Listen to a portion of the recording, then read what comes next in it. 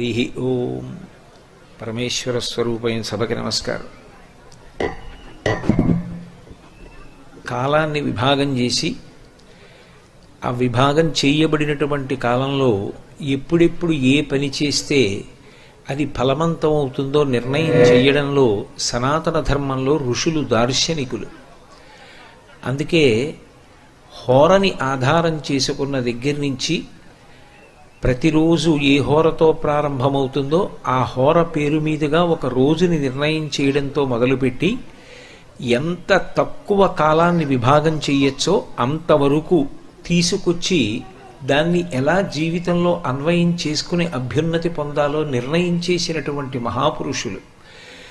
అందుకే ఋషుల యొక్క ప్రజ్ఞని దృష్టిలో పెట్టుకుని ఋషికి రుణపడి ప్రతిరోజు కూడా ఋషి రుణం తీర్చుకోవడానికి ఋషి తర్పణము అని ఒకటి విధానం ఏర్పాటు చేయబడింది.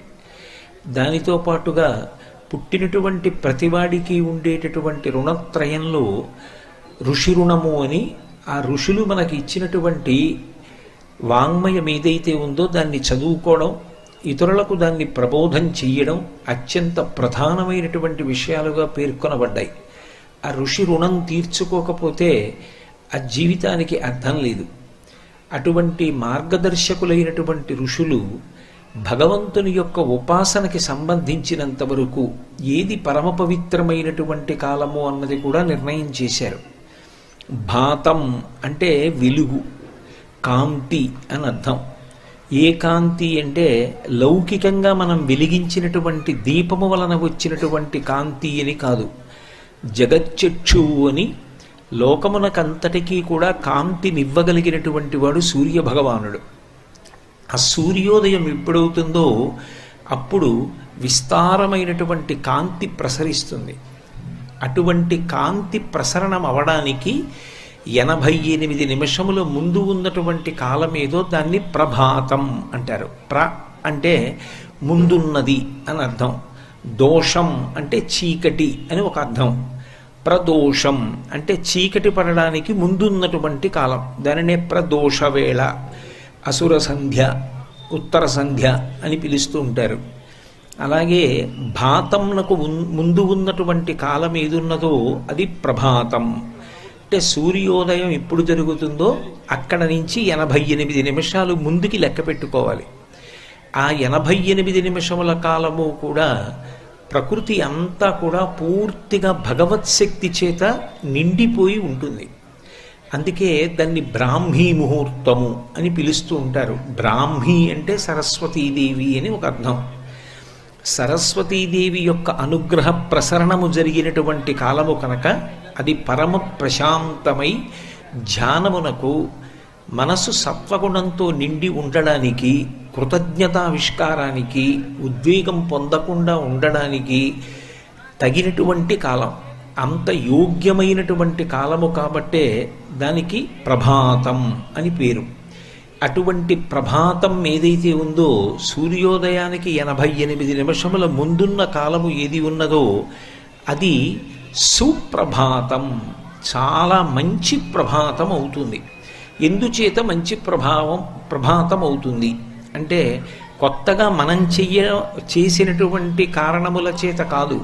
అది ఎప్పుడూ తనంత తానుగా పరమ పవిత్రమైనటువంటి కాలమే. ఆ కాలమునందు శారదాదేవి యొక్క అనుగ్రహం విశేషంగా ప్రసరిస్తూ ఉంటుంది. అందుకే పూర్వం తెల్లవారుజామున లేచి చదువుకోండి, ఆ కాలంలో చదువుకున్నటువంటి చదువు బాగా జ్ఞాపకం ఉంటుంది అంటుండేవారు. అయితే సుప్రభాతం అది ఎప్పుడు మంచి ప్రభాతం అవుతుంది అంటే ఆ కాలమునందు నిద్ర లేవడం అనేటటువంటిది ఒక గొప్ప అలవాటు. అందుకే ఆదిత్య హృదయంలో ఒక నామం ఉంటుంది, కృతఘ్నఘ్నాయ దేవాయ జ్యోతిషాం పతయే నమః అని. కృతఘ్నుడు ఎవరు అంటే జగచ్చక్షువు, 3 మూర్తుల యొక్క సమాహార స్వరూపమైనటువంటి సూర్య భగవానుడు ఉదయించడానికి పూర్వమే నిద్రలేచి కాలకృత్యములు తీర్చుకొని స్నానాదులను పూర్తి చేసుకుని భగవంతుణ్ణి ఆహ్వానించడానికి సిద్ధపడకుండా తమోగుణ భూయిష్టమైనటువంటి నిద్రయందు ఉన్నటువంటి వాడెవరో వాడు కృతఘ్నుడు. ఈశ్వరుడు వచ్చేశాడు, కానీ ఈయన మాత్రం నిద్రలేచి ఆయనకి స్వాగతం పలకడానికి సిద్ధంగా లేడు. అది కృతఘ్నత కనుక కృతఘ్నఘ్నాయ దేవాయ, అటువంటి కృతఘ్నుడైన వాడెవరున్నాడో వాడిని శిక్షించేటటువంటి లక్షణము కలిగినటువంటి వాడు సూర్యభగవానుడు అని. అటువంటి సూర్యభగవానుని యొక్క ఉదయమునకు పూర్వము నిద్ర లేవడం ఒక గొప్ప అలవాటు. అసలు సుప్రభాతం చదవడం, సుప్రభాతాన్ని అనుసంధానం చేసుకోవడం, ఆ సమయంలో భగవత్ సంబంధమైనటువంటి ఆలోచనలు మనసు యందు నింపుకోవడం తరువాతి మాట. అసలు సూర్యోదయాత్ పూర్వం నిద్ర లేవగలగడం అనేటటువంటిది ఒక గొప్ప అలవాటు. వాల్మీకి రామాయణంలో రావణాసురుడు తప్పు చేస్తే తప్పు అంటారు, ఒప్పు చేస్తే ఒప్పు అంటారు. ప్రభాత కాలమునందు రావణాసురుడు నిద్రలేస్తే వాల్మీకి మహర్షి అంతటి వారు దానిని మంచి అలవాటుగానే పేర్కొన్నారు. నిద్ర లేవగానే పరకాంతను గురించి కామంతో స్మరిస్తే అది దుర్మార్గపుట ఆలోచన. ఆ కాలమునందు భగవత్ సంబంధమైన ఆలోచన మాత్రమే మనస్సునందు నిలబడాలి.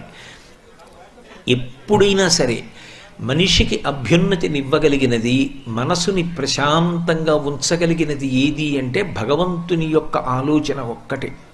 ఎందుకని అంటే కరిగేటట్టుగా చెయ్యగలిగేటటువంటి లక్షణం ఎక్కడుంటుందో అదే భగవంతుని యొక్క మూర్తి. పంచదార నీళ్లలో కలిపాననుకోండి, కొంతసేపు అయిన తరువాత ఇక పంచదార తన అస్తిత్వాన్ని పొంది ఉండదు. అది నీటిలో కరిగిపోయి పంచదారలోని తీపి నీటిలోకి వెళ్ళిపోతుంది.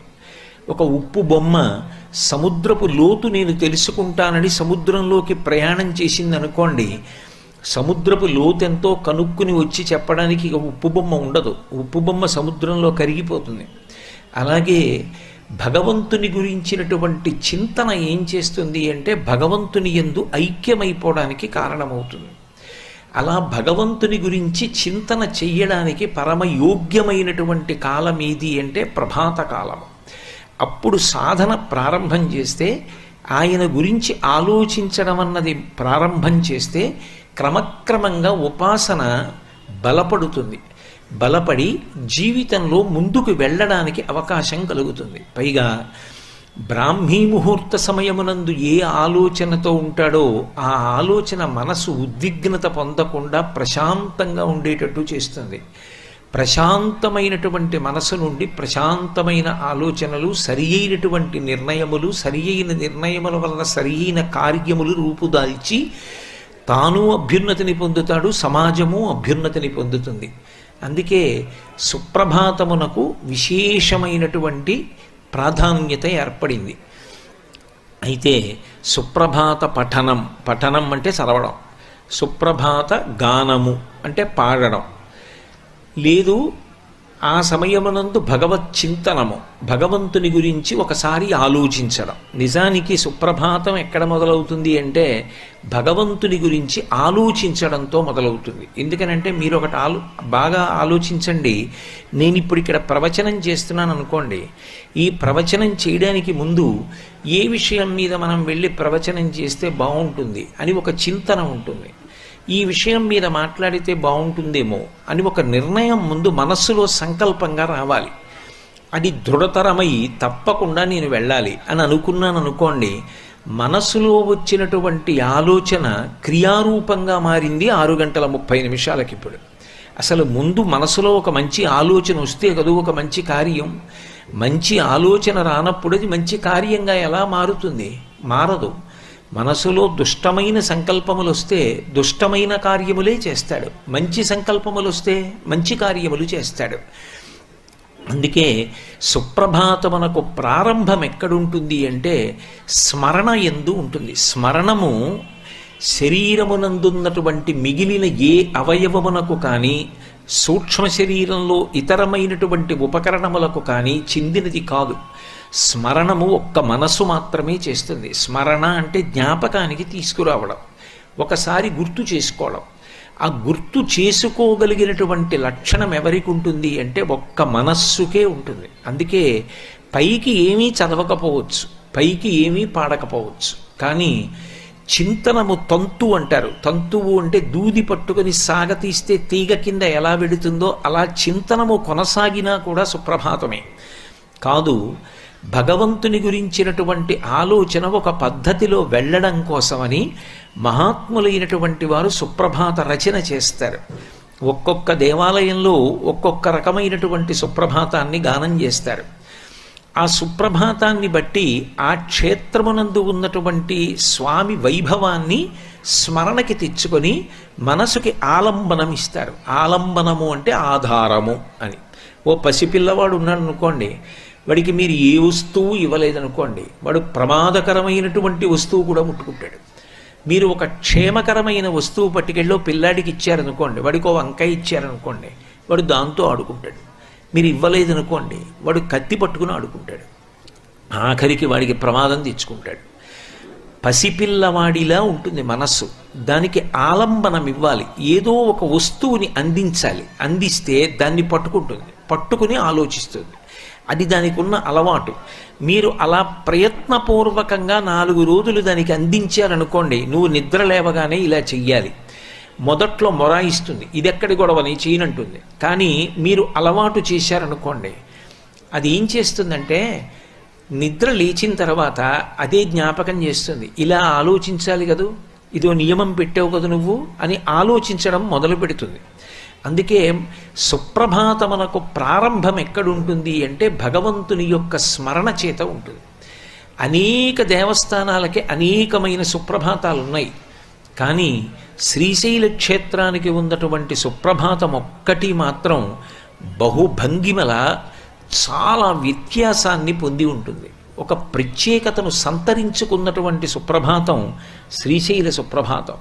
నేను ఎందుకు ఈ మాట అంటున్నాను అంటే, మీరు మిగిలిన ఏ దేవస్థానాల యొక్క సుప్రభాతాన్నైనా పరిశీలించండి, అది ఎవరో ఒక కవి చేత రచింపబడి ఉంటుంది. సాధారణంగా వెంకటాచల సుప్రభాతం ఉందనుకోండి, ఇది అన్నన్ననబడినటువంటి మహాకవి రచన చేశాడు. ఒక్కొక్క దేవస్థానంలో సుప్రభాతం ఒక్కొక్క కవి చేత రచింపబడింది. శ్రీశైల సుప్రభాతం అలా రచింపబడింది అని చెప్పడానికి దాఖలా లేదు. ఎందుకనంటే శ్రీశైల సుప్రభాతంలో ఉన్న శ్లోకములన్నీ కూడా ఎవరో ఒక్కరు చేసినవి అని చెప్పడం సాధ్యం కాదు. మొట్టమొదటి శ్లోకం ప్రాతస్మరామి గణనాథ మనాథ బంధుం, అది గణపతికి సంబంధించినటువంటి స్తవంలోంచి తీసుకున్నారు. దాని పక్కనే కళాభ్యాం చూడాలంకృత శిశికళాభ్యాం, అది శంకర భగవత్పాదాచార్య కృతమైన శివానంద లహరిలోంచి తీసుకున్నారు. అవన్నీ ఒక కూర్పు. ఇంత అద్భుతమైనటువంటి కూర్పు మీకు ఎక్కడా కనపడదు. రంగురంగుల పువ్వులు ఏరి ఒక దండ గుచ్చితే ఎంత శోభస్కరంగా ఉంటుందో శ్రీశైల మల్లికార్జున సుప్రభాతం కూడా అంత అందంగా ఉంటుంది. అందుకే అందులో శాబ్దిక సౌందర్యం దగ్గర నుంచి అర్ధ సౌందర్యం, భావనా సౌందర్యం, ఎన్నో విశేషాలు ఉంటాయి. అన్నిటిని మించి శ్రీశైల సుప్రభాతానికి ఉన్నటువంటి పరమ ప్రత్యేకత ఏమి అంటే, అసలు ప్రకృతితో అనుసంధానము శ్రీశైల సుప్రభాతమునందు లేదు. మిగిలిన సుప్రభాతాలు మీరు ఏవైనా పరిశీలించండి, ప్రకృతి గురించి చెప్తారు. ఏదో తామర పువ్వులు వికసిస్తున్నాయి, తుమ్మిదలన్నీ కూడా అదిగో జంకారం చేస్తున్నాయి, దేవతలందరూ కూడా వస్తున్నారు, ఋషులందరూ కూడా వచ్చి నీ మ్రోల నిలబడ్డారు, ఆకాశమంతా ఎర్రబడుతోంది, అరుణోదయమవుతోంది, ఇటువంటి సంకేతములు చెప్తారు. మీరు వెంకటాచల సుప్రభాతం బాగా అలవాటు కాబట్టి ఆ సుప్రభాతం చూస్తే ఆకాశ సింధుక మలాని మనోహరాణి ఆదాయ పాదయుగమర్చయితుం ప్రపన్నాః అని ఆకాశం ఎర్రబడిందని, భృంగావళీచమకరంద రసాను విద్ద జంగారగీత నినదై సహసేవనాయ నిర్యాత్యుపాంత సరసీ కమలోదరేభ్య శేషాద్రిశేఖర విభో తవ సుప్రభాతం అంటూ ఆ తుమ్మిదలన్నీ కూడా జంకారం చేస్తున్నాయని, పువ్వులలో ఉన్నటువంటి మకరందాన్ని పానం చేశాయని, ఇటువంటి గుర్తులు కొన్ని చెప్తారు. కానీ శ్రీశైల సుప్రభాతం ఒక ప్రత్యేకతని సంతరించుకున్నటువంటి సుప్రభాతం. శ్రీశైల సుప్రభాతంలో ప్రకృతి సంబంధమైనటువంటి విషయములు ప్రతిపాదింపబడవు. పరిపూర్ణముగా దానిలో భగవత్ సంబంధమైనటువంటి విషయములు మాత్రమే ప్రతిపాదింపబడతాయి. మీరు ఏ ఒక్క శ్లోకాన్నైనా పట్టుకుని ఆలోచించాలి, కానీ అది ఉత్తర క్షణం మీకు మంగళములను ప్రసాదించగలిగినటువంటి శక్తి కలిగినటువంటి శ్లోకముల చేత ప్రతిపాదింపబడింది. అందుకే అసలు మొట్టమొదటి శ్లోకమే ప్రాతస్మరామి గణనాథ మనాథ బంధుం సింధూరపూర పరిశోభిత గండయుగ్మం బుద్దండ విఘ్న పరిఖండ నచండ దండ మాఖండలాది సురనాయక బృంద వంద్యం అని ప్రారంభం. ప్రాతస్మరామి అది నిజానికి నేను పైకి నోటితో అంటున్నాను అని కాదు. ప్రాతః అంటే ప్రభాత కాలమునందు నేను స్మరించుచున్నాను. స్మరణము మనసు యొక్క లక్షణమని మీతో మనవి చేశా. ఒకసారి జ్ఞాపకానికి తెచ్చుకుంటున్నాను. నిద్ర లేవగానే ఏది జ్ఞాపకానికి తెచ్చుకుంటే ఆ రోజంతా పరమ మంగళప్రదమవుతుందో అంత పరమ పవిత్రమైనటువంటి దానిని జ్ఞాపకానికి తెచ్చుకోమని చెప్తోంది. ప్రాతస్మరామి ఎవరిని? గణనాథ మనాథ బంధుం, గణనాథుడైనటువంటి వాణ్ణి స్మరించు. ఎవరు గణనాథుడు? విఘ్నేశ్వరుడు. విఘ్నేశ్వరుణ్ణి స్మరించమని ఎందుకు చెప్పాలి అంటే మనసుకి ఒక లక్షణం ఉంటుంది. ఒక రూపాన్ని మీరు చెప్పారనుకోండి, అది పేరు చెప్తుంది. ఏనుగు తలకాయ ఉంటుంది, ఓ తొండ ఉంటుంది, 2 దంతాల్లో ఒక దంతం విరిగిపోయి ఉంటుంది, ఒక్క దంతమే ఉంటుంది అని నేను చెప్పి ఎవరు అన్నాను అనుకోండి, మీరు వినాయకుడు అంటారు. నేను రూపం చెప్తే నామం చెప్తుంది. నేను వినాయకుడు ఎలా ఉంటాడు అన్నాను అనుకోండి, మీరు ఏనుగు ముఖంతో ఉంటాడు, 2 దంతాల్లో ఒకటి విరిగిపోయి ఉంటుంది, తొండ ఉంటుంది అని రూపం చెప్తారు.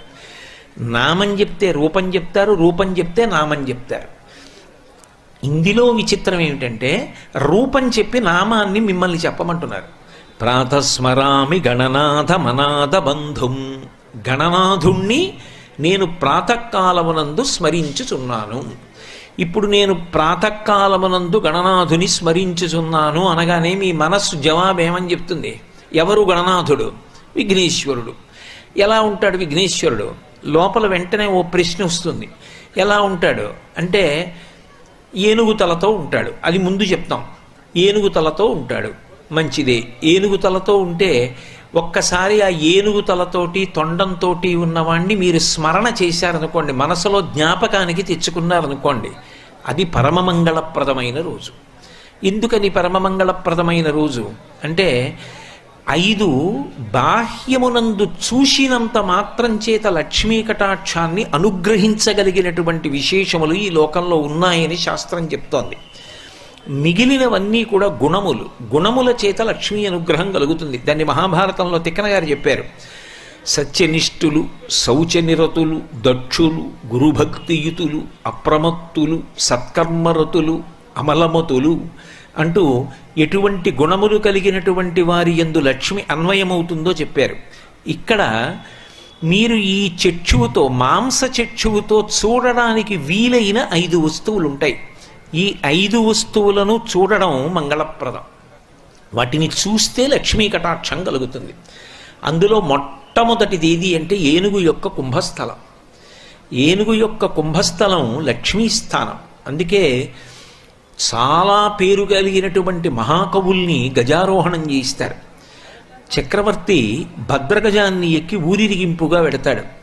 పెద్ద పెద్ద దేవస్థానాల ముందు ఏనుగులు నిలబడి తొండములు ఎత్తి ఘీంకరిస్తుంటాయి. రావణాసురుడు శివస్తవం చేసి చిట్ట చివర ఫలశ్రుతి చెప్తూ ఒక మాట అంటాడు.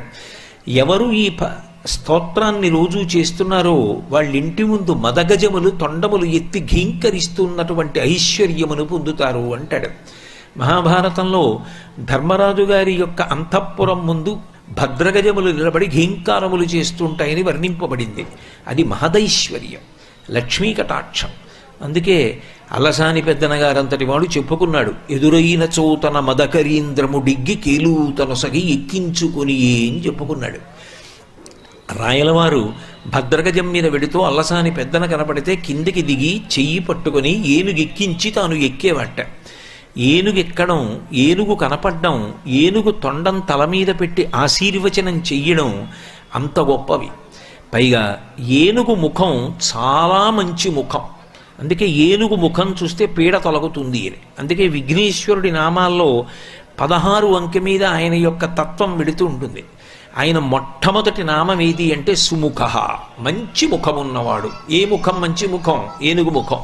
అందుకే సుముఖశ్చైకదంతశ్చ కపిలో గజకర్ణక లంబోదరశ్చ వికటో విఘ్నరాజో గణాధిప ధూమకేతుర్గణాధ్యక్ష ఫాలచంద్రో గజానన వక్రతుండ శూర్పకర్ణో హీరంబ స్కందపూర్వజ షోడశైతాని నామాని ఎప్పటే చుణ్యాదపి విద్యారంభే వివాహే చ ప్రవేశే నిర్గమే తథా సంగ్రామే సర్వకార్యేషు విఘ్నస్తస్య న జాయతే. ఏనుగు ముఖాన్ని ఒక్కసారి జ్ఞాపకానికి తెచ్చుకుంటే చాలు. అందుకే కొన్ని జ్ఞాపకానికి తెచ్చుకుంటే పరమమంగళప్రదములవుతాయి. ఆ రోజంతా కూడా ఉపద్రవములు తొలగి భగవద్ అనుగ్రహము కలిసి వచ్చేటటువంటివై ఉంటాయి. ఏనుగు యొక్క కుంభస్థలము లక్ష్మీస్థానం, అలాగే ఆవు యొక్క వెనక తట్టు లక్ష్మీస్థానం, గోవు యొక్క వెనక భాగం లక్ష్మి. అందుకే ఇప్పటికీ కామాక్షి పరదేవత నిద్ర లేవగానే, అంటే ఆమెకి మేలుకొలుపు చెయ్యగానే కాంచీపురంలో అమ్మవారి యొక్క మూర్తిని శయనమంటపంలోంచి బయటికి తీసుకొచ్చేయగానే ఏనుగు కన్నా ముందు గోవుని తీసుకెళ్లి అమ్మవారి ముందు నించోబెడతారు. గోపృష్ఠాన్ని కామాక్షి వైపు ఉంచుతుంది. అమ్మవారు గోపృష్ఠాన్ని చూస్తుంది. చూస్తూ ఉండగా ప్రధాన అర్చకుడు పూజ చేస్తాడు. ఆవు పక్కకి వెళ్ళగానే ఏనుగు వచ్చి ఏనుగు ముఖం అమ్మవారి వైపు ఉంచుతుంది. అప్పుడు పూజ చేస్తారు. ఏనుగు ముఖం ఎంత లక్ష్మీస్థానమో గోపృష్టమో అంత లక్ష్మీస్థానం. అందుకే జీవితాంతం అది మంగళప్రదం కావాలనుకోండి, ఆ పని చేసేటప్పుడు ఒక్కసారి గోవుని జ్ఞాపకానికి తెచ్చుకోమని చెప్తారు. అందున కపిల గోవు అంటే నలుపు ఎరుపు కలిసినటువంటి రంగుని కపిలవర్ణం అంటారు. విఘ్నేశ్వరుడికి ఉందా నామం, కపిలహ అనొక నామం ఆయనకి.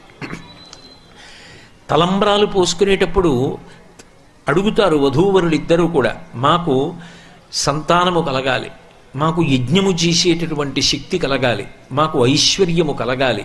ఇవి అడుగుతున్నప్పుడు కపిలాన్ స్మారయంతు, మొట్టమొదట కపిల గోవుని ఒక్కసారి మీరిద్దరూ మనసులో స్మరించండి అంటారు. కపిల గోవుని స్మరిస్తే చాలు. అంటే అవి చూసినంత మాత్రం చేత లక్ష్మీదేవి అనుగ్రహాన్ని ఇస్తాయి. ఏనుగు యొక్క కుంభస్థలం, ఆవు వెనకతట్టు, మారేడుదలం, అలాగే తామర పువ్వు, ఐదవది స్త్రీ సువాసిని యొక్క పాపట ప్రారంభ స్థానము అలంకృతమై ఉంటుంది. సింధూరమో కుంకమో ఏదో ఒకటి పెట్టుకుంటారు. ఆ ప్రారంభ స్థానము లక్ష్మీ స్థానము. ఈ ఐదు ఒక్కసారి ఈ కంటితో చూసిన, జ్ఞాపకానికి తెచ్చుకున్న అవి లక్ష్మీప్రదములు. అందుకే శ్రీశైల సుప్రభాతంలో ఒక విచిత్రం ఏమిటి అంటే, ఏది మీరు జ్ఞాపకం తెచ్చుకుంటే మీకు ఆ రోజంతా కూడా ఉపద్రవాల్ని పరిహరించగలిగిన శక్తితో ఉంటుందో దాన్ని జ్ఞాపకం వచ్చేటట్టు చేసుకోని చెప్పడంతో ప్రారంభం. ప్రాతస్మరామి గణనాథ మనాథ బంధుం. లోకంలో అనాథ అన్న మాట నిజానికి అన్వయమయ్యే అవకాశం ఉండదు. అనాథ అన్న మాటకు అర్థం ఏంటంటే నాథుడు లేనివాడు. నాథుడు అంటే ఆదుకునేవాడు అనుకోండి. పోనీ అందాక నాథుడు లేనివాడెవరో వాడు అనాథుడు. ఎలా అనాథ ఉంటాడు అసలు? ఎవ్వరూ లేరు నాకు అన్నవాడికి కూడా భగవంతుడు ఉన్నాడు. మరి అనాథ ఎవరు? భగవంతుడికి ఎవరూ లేరు కదండి. మనందరికీ అంటే భగవంతుడు ఉన్నాడు, భగవంతుడికి ఎవరూ లేరుగా, అందుకని భగవంతుడే అనాథ అందామా? అంటే పరమేశ్వరుడికి పార్వతీదేవి ఉంది, పార్వతీదేవికి పరమేశ్వరుడు ఉన్నాడు. మరి ఇంకా అనాథ ఎవరు అంటే అసలు అనాథ అన్నవాడు లేడు లోకంలో. అనాథ అన్నవాడు ఉండడని చెప్పడానికి వచ్చింది ఆ పదం. కానీ మనసు బాగా నీరసించిపోయి నిస్సత్తువులోకి వెళ్ళిపోయింది అనుకోండి, నేను ఇంకా ఏం వృద్ధిలోకి వస్తాను, నన్ను ఎవరు ఆదుకుంటారు, ఇక నా బ్రతుకెలా అన్నంత నిస్సత్తువ కలిగిందనుకోండి, అటువంటి వాళ్ళని ఏ విధమైనటువంటి పెద్ద ప్రయత్నం లేకుండా గాఢమైనటువంటి స్మరణ చేసినంత మాత్రం చేత రక్షించగలిగినటువంటి గొప్ప అనుగ్రహశక్తి కలిగినటువంటి స్వరూపాల్లో ఒకటి విఘ్నేశ్వరుడు. మహానుభావుడు, పిలిస్తే పలికేటటువంటి లక్షణం ఉన్నవాడు. కంచి కామకోటి పీఠాధిపత్యం వహించినటువంటి చంద్రశేఖరేంద్ర సరస్వతి స్వామి వారికి పిలిస్తే పలికేవాడు విఘ్నేశ్వరుడు. ఆయన జయేంద్ర సరస్వతి స్వామి వారితో కలిసి చిత్తూరు దగ్గర శ్రీన్పక్కం అని ఒక క్షేత్రం ఉంది, దాని పక్క నుంచి వెళ్ళిపోతుంటే స్వామివారు నడుచుకుంటూ ముందుకు వెళ్ళిపోయారు. జయేంద్ర సరస్వతి స్వామివారు ఏనుగు మీద వస్తున్నారు. శ్రీన్పక్కం దగ్గరికి వచ్చేటప్పటికి ఏనుగు అకస్మాత్తుగా ఉన్మాదం పొందిన దానిలా గిర్ర గిర్ర గిర్ర గిర్ర తిరగడం మొదలెట్టింది. అదృష్టవశాత్తు జయేంద్ర సరస్వతి దాని మీద భద్రంగా ఉన్నారు. పరిగెత్తుకుంటూ వెళ్ళి ఎక్కడో ముందుకెళ్ళిపోయినటువంటి పెద్ద స్వాములారికి చెప్పారు, స్వామి ఏనుగు అదుపు తప్పిందని. అప్పుడు ఆయన అన్నారు, మేము కాంచీపురంలో బయలుదేరుతున్నప్పుడు షేన్పెక్కం మీదుగా వెళుతున్నాం కాబట్టి స్వామికి కొబ్బరికాయ కొట్టాలనుకున్నాం, మరిచిపోయాం, అందుకే ఏనుగు అదుపు తప్పింది. వెంటనే వెళ్ళి 108 కొబ్బరికాయలు షేన్పెక్కం క్షేత్రం ముందు కొట్టండి అన్నారు. 108వ కొబ్బరికాయ కొట్టగానే ఆ ఏనుగు అలా స్థిమితంగా నిలబడింది. ఇప్పటికీ జయేంద్ర సరస్వతి స్వామి వారికి అది అనుభవంలో విషయం. విఘ్నేశ్వరుడు పిలిస్తే పలికేటటువంటి దైవం. అందున శ్రీశైల క్షేత్రానికి సంబంధించినంత వరకు విఘ్నేశ్వరుడి యొక్క ప్రాముఖ్యత 2 రకాలుగా అద్భుతం.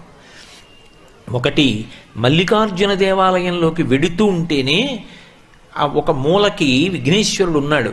ఆయన రూపము, ఆ పేరు ఇక భారతదేశంలో ఏ గణపతికి లేదు.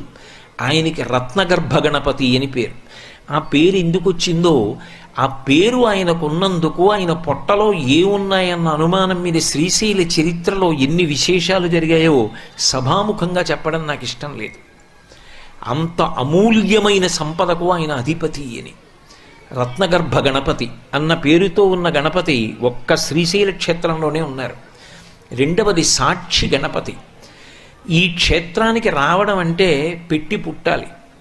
ఈ క్షేత్రానికి రావడం అంత గొప్పది అని శాస్త్రవాక్కు. శ్రీశైల క్షేత్రానికి ఎప్పుడైనా వెళ్ళాడా అని అడుగుతారట జీవయాత్ర పూర్తయిపోయాక. నేను వెళ్ళానండి అంటే కోటేశ్వరరావు అన్న పేరున్నవాడు పొరపాటున ఇంకోడు ఉండొచ్చు. నేను వెళ్ళినా వాడి ఖాతాలో పడింది అనుకోండి, గ్రహపాటు కొద్దీ అలా ఉండదు. సాధారణంగా అటువంటి తప్పులు జరగవు అక్కడ. కానీ జరిగిందనుకోండి, అయ్యో నేను వెళ్ళానండి అని తలకొట్టుకుంటే ఏమి ప్రయోజనం? అందుకే అసలు లోపలికి అడుగు పెట్టే ముందు ఆయన దగ్గర ఆగుతారు.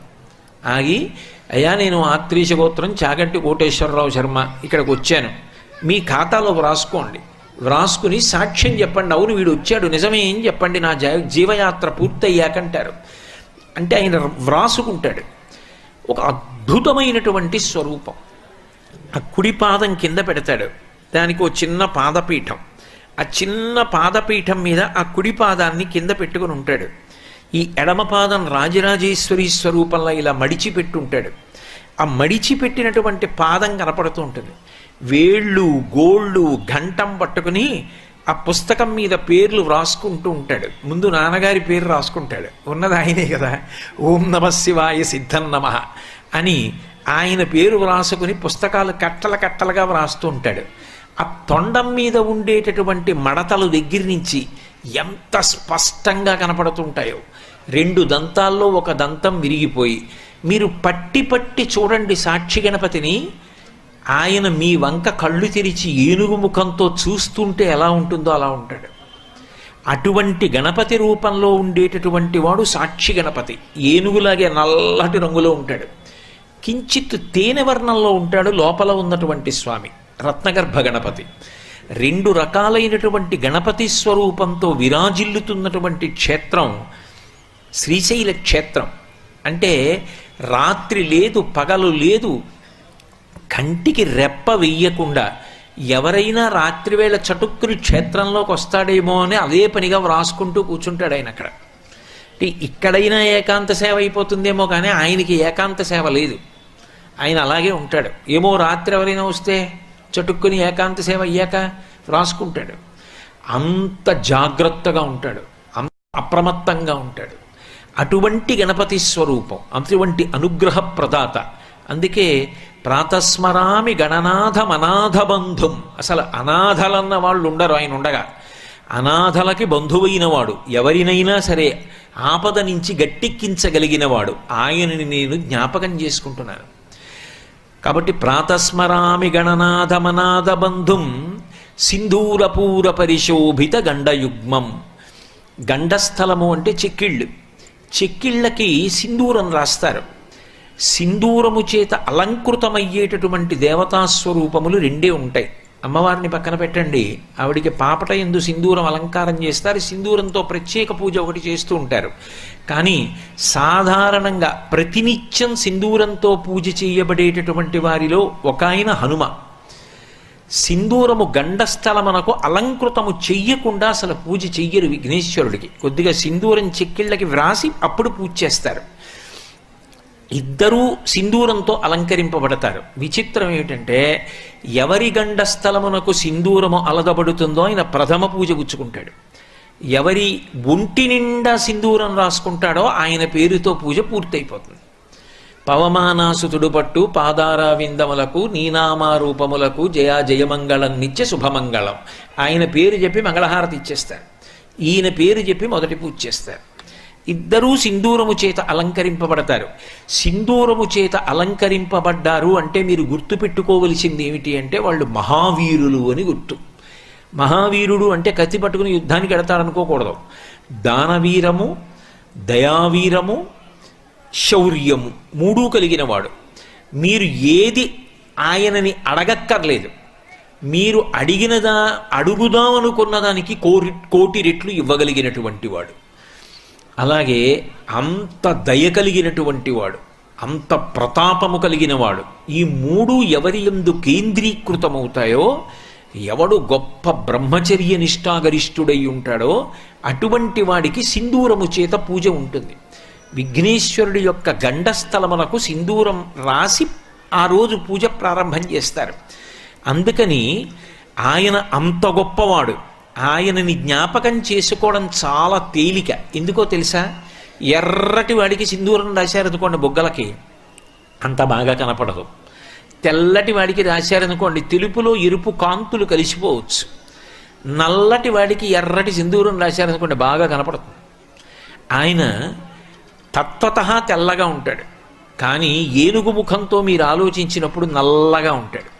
అప్పుడు గండస్థలానికి సింధూరం రాశారనుకోండి బాగా కనపడుతుంది. అందుకే ప్రాతస్మరామి గణనాథమనాథ బంధుం సింధూరపూర పరిశోభిత గండయుగ్మం ఉద్దండ విఘ్న పరిఖండన చండదండ మాఖండలాదిసురనాయక బృందవంద్యం. ఆయన ఎంతంత పెద్ద పెద్ద విఘ్నములు కానివ్వండి, విఘ్నము అంటే ఇక ఆ కార్యము జరగకుండా చేసేసేటటువంటిది ఏదో దానిని విఘ్నం అంటారు. అది వచ్చిందనుకోండి ఇక ఆ కార్యం జరగదు. అలా కార్యము జరగకుండా చెయ్యగలిగినటువంటిది ఏది ఉన్నదో అంత శక్తివంతమైన ప్రతిబంధకమును అవలీలగా తీసివేయగలిగిన వాడెవరో ఆయన విఘ్నేశ్వరుడు. అందుకే భాద్రపద మాసంలో ఆయన పూజ చేస్తారు. ఎందుకని అంటే శ్రావణ భాద్రపద మాసాలు వర్షాలు బాగా పడతాయి. అరణ్యంలో తీగలు డొంకలు ఇవన్నీ విపరీతంగా పెరిగిపోతాయి. చిన్న చిన్న జంతువులు కుందేళ్ళు లేళ్ళు ఇటువంటివి పరిగెత్తడానికి అవకాశం ఉండదు. చీకటిగా ఉండి కింద చిత్తడిగా ఉండి తీగలు అల్లుకుంటాయి. ఏనుగొక్కసారి నడిచి వెళ్ళిపోయిందనుకోండి దాని శరీరం చాలు పట పట పట పట తెగిపోతాయి. తీగలన్నీ డొంకలన్నీ పక్కకి పోతాయి. దాని కాలుతో తొక్కేస్తుంది. ఇక ఆ బాటలో మిగిలిన జంతువులన్నీ వెళ్ళిపోతాయి. ఆయన ఓసారి ముందు వెళ్ళాడంటే చాలు, ఇంకా దారి వచ్చేసినట్టే లెక్క. ఇంక ఆయన ఏం చెయ్యక్కర్లా, ఆయన ముందు ఎడితే చాలు. అందుకే వినాయక. వి అంటే విశిష్టమైన అని. విశిష్టమైన నాయకుడు. విశిష్టమైన నాయకుడు మీరు వెళ్ళండి నేను వెనకాల వస్తానంటే వాడు వినాయకుడు ఎందుకు అవుతాడు? నేను ముందుంటాను మీరు వెనక రండి అంటే వినాయకుడు. ఆయన విశిష్టమైన నాయకుడు. ఆయన ముందెడతాడు, దారి వస్తుంది. కాబట్టి ఆయనని ఒకసారి స్మరించు, ఆయనని నీ ముందు నడుస్తాడు. ఆయన నీ ముందు నడిచాక ఇంకా నీకు బెంగ ఏమిటి? ఇంకా నువ్వు బెంగ పెట్టుకోవాల్సిన అవసరం లేదు. ఎక్కడికి చేరిపోవాలో అక్కడికి నువ్వు చేరిపోతావు, లక్ష్యాన్ని చేరిపోతావు. అందుకే ప్రాతస్మరామి గణనాథమనాథ బంధుం సింధూరపూర పరిశోభిత గండయుగ్మం బుద్దండ విఘ్న పరిఖండన చండదండ ఆఖండలాదిసురనాయక బృందవంద్యం.